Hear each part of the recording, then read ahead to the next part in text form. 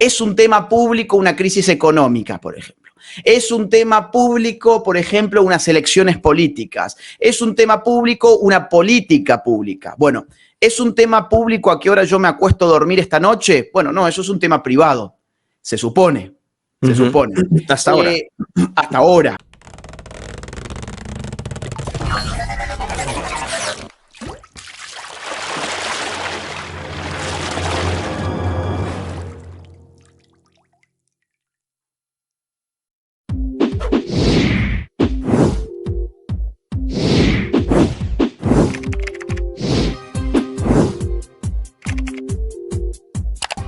Claro, bueno, de lo primero que tú señalas, la conclusión preliminar sería que debido a esta virtualización en todo ámbito, ¿no? Los conceptos de tiempo y espacio se han relativizado aún más. Ya habían sido relativizados, vamos a decir, fines del siglo XIX, con la instalación de las primeras líneas de comunicación de los telégrafos, ¿no? La época del Titanic, el intercambio comercial transatlántico, pero que se limitaba a la zona del Atlántico Norte, no era una globalización total, o era más difícil. Después en los 70, con esta tercera revolución industrial, que era la revolución de las TICs, también se empieza a reconfigurar aún más estos dos conceptos que son tiempo y espacio, pero ahora con esto ya la relativización es casi total, porque en realidad vivimos en este mundo de la virtualidad y eso pone presión, y esta es otra de las conclusiones preliminares que la gente podría sacar de lo que tú has dicho, que las categorías políticas, las categorías de representación, las categorías conceptuales en los ámbitos político, económico, social, cultural, están siendo redefinidas en nuestras narices y no tenemos tiempo de reflexionar sobre eso porque se nos ha impuesto esta pandemia. La gente no está pensando qué es lo que está ocurriendo atrás, pero detrás de cámaras se está instalando todo el escenario para este nuevo mundo, para esta nueva normalidad que se nos ha vendido. Y quiero complementar, y de ahí te paso a ti la palabra. Tú lo abordas, lo has abordado con mucha precisión desde la perspectiva política. Desde la teoría política tú has dado una forma, un marco de pensamiento que permite a la gente entender qué es lo que está pasando, cuáles son las amenazas que sufre la gente frente a esta nueva dictadura digital, que de hecho es el título de tu artículo en Pandemonium 3. Pero para que esos conceptos tengan sentido, se tiene que complementar necesariamente con la parte tecnológica, porque es la infraestructura física e intangible que permite materializar esos sueños de control total. Entonces, por ejemplo, cuando hablábamos de los algoritmos, de la tecnología de la inteligencia artificial, que empieza a tomar decisiones por nosotros, piensas en eso, después piensas, bueno, los algoritmos, la inteligencia artificial, piensas en las redes 5G o en las redes que permiten la transmisión de todo este volumen, ¿no? de data, de la big data, el famoso Internet de todas las cosas. O sea, estoy haciendo como una cebolla, capas de cebolla, ¿no? El Internet de todas las cosas, que viene a ser esta integración muy dentro de lo que es la teoría de red actor o Actor Network Theory de Bruno Latour, ¿no? Donde los humanos y las cosas son indistinguibles, no hay diferencia, son parte del mismo sistema. Y hacia eso estamos yendo con esta, vamos a decir, esta recategorización de lo político, de lo económico, etcétera.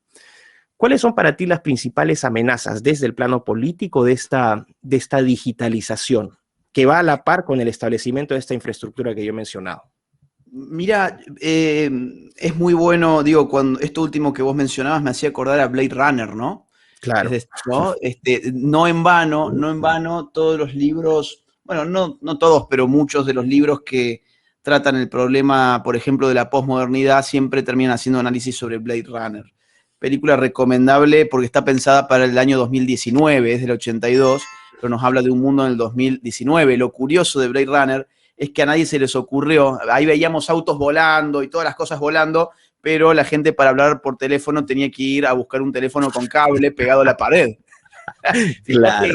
Está bastante interesante porque, a ver, digamos, en términos políticos, yo creo que uno de los principales riesgos que estamos viviendo es precisamente el reemplazo del hombre por la máquina. Que en verdad eso ya prácticamente está ocurriendo ahora.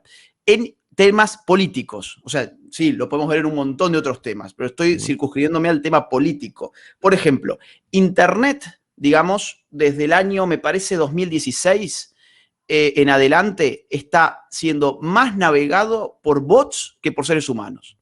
O sea, desde el vamos, la cantidad de bots que uno encuentra en Internet es superior a la cantidad de conexiones reales de seres humanos reales que están teniendo lugar allí.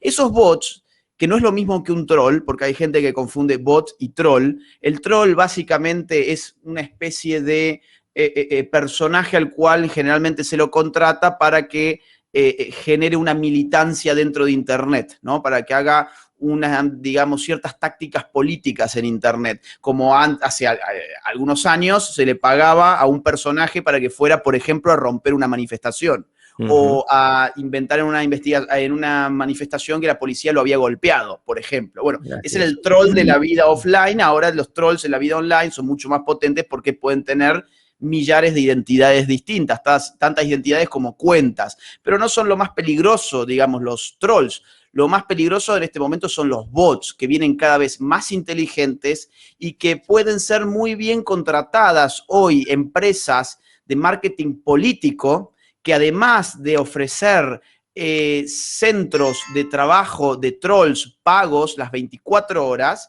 o bien para desviar temas, o bien para imponer temas, para generar el agenda setting, ¿no? Meter un hashtag, lanzar alguna acusación contra alguien, todo esto se encargan los trolls, pero los bots empiezan también a tener lugar en la política y también se están vendiendo para eso.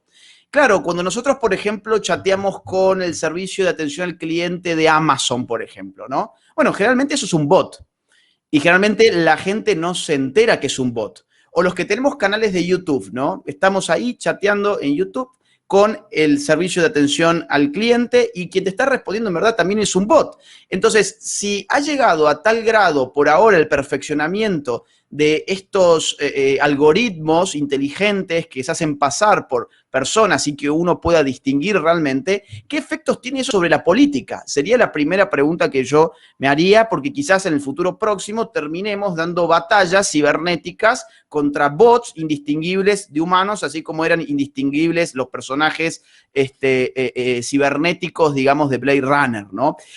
Hay otro gran problema que está pasando que tiene que ver con porque ahí se aniquila la representación, ¿no? El concepto de representación ahí murió. Pero después hay otros, digamos, conceptos que nosotros utilizamos para describir el mundo de la modernidad política, al menos, como es el de espacio público y espacio privado. Vos fijate, yo creo que lo que se ha generado con estos cambios tecnológicos que vos has ido marcando, se ha generado una especie de dialéctica que ha puesto todo patas para arriba. Se ha privatizado el espacio público y se ha publicitado el espacio privado. Voy a explicar esto en un segundo. Dale. Por público hay que entender tres cosas distintas, tres acepciones, pero que todas juegan unas con otras. Tenemos lo público como tema, es un tema público, una crisis económica, por ejemplo. Es un tema público, por ejemplo, unas elecciones políticas. Es un tema público, una política pública. Bueno, ¿es un tema público a qué hora yo me acuesto a dormir esta noche? Bueno, no, eso es un tema privado. Se supone. Se supone. Hasta ahora. Hasta ahora, claro, por eso. Digo, ahí es donde vuela por los aires todo esto, ¿no? Entonces, lo público como tema sería un tema que tiene interés para el público en general, porque tiene consecuencias públicas. Después, digamos, lo público como lugar. El lugar público o la cosa pública, que de ahí viene nuestra res pública, o sea, república significa cosa pública, es aquel espacio en el cual uno puede acceder libremente. ¿Qué hacemos cuando éramos chicos y, no sé, nos querían expulsar de un parque porque nos portamos mal? No, el parque es público. O sea, no es tuyo, o la vereda es pública, ¿no?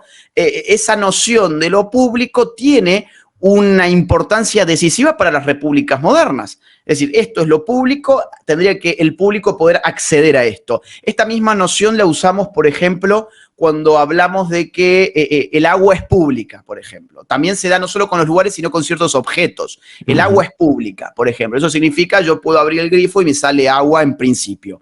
Bien, pero después hay una tercera acepción de público. Todo esto va a caer, que está cayendo ahora. Una tercera acepción de público es la de el público como sujeto. Venimos hablando de público como objeto. Ahora doy un salto. El público como sujeto viene de publicus, o sea, viene de una palabra que significa en latín lo que pertenece al populus. Y el populus en latín es lo que nosotros conocemos como el pueblo, como el conjunto de habitantes de un territorio. No como los de abajo, eso es plebs, ¿no? O sea, hay dos formas de hablar de pueblo. El pueblo como el pueblo llano, el pueblo de abajo, plebs en latín, de ahí viene, digamos, todo lo que tiene que ver con lo plebeyo, perdón. La plebe, y el populus, claro, la plebe.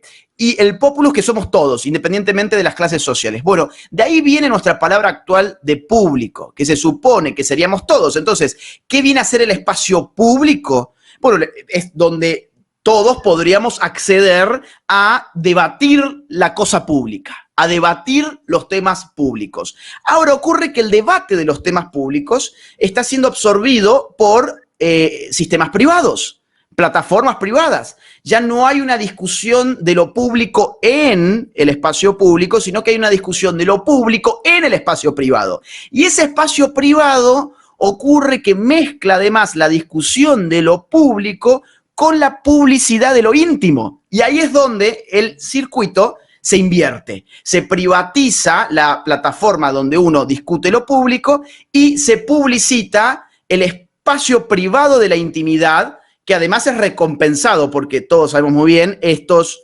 sistemas funcionan a base de algoritmos que te van premiando sin que te des cuenta tus publicaciones. Pongo un ejemplo, si en Facebook te pasaste un mes sin publicar nada, la próxima vez que publiques algo, en el feed vas a estar bastante abajo porque el sistema no te va a tener en cuenta, porque vas a haber perdido el nexo. Lo mismo pasa con YouTube, por ejemplo, subimos un video después de un mes de no haber subido nada y ya YouTube no lo recomienda a los usuarios. Y esto va pasando con todas las redes sociales. Entonces, todo esto va a volar por los aires porque hoy la plataforma donde se discute lo público es privada.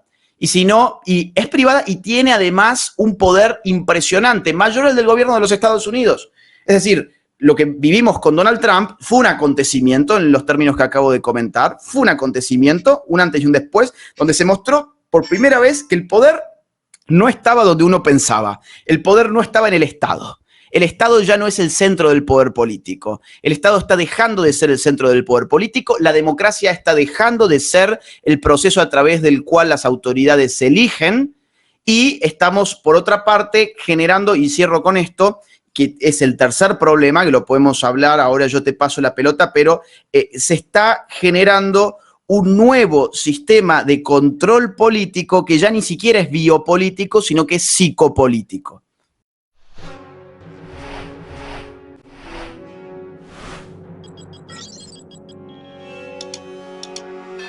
Si te gustó nuestro contenido, suscríbete.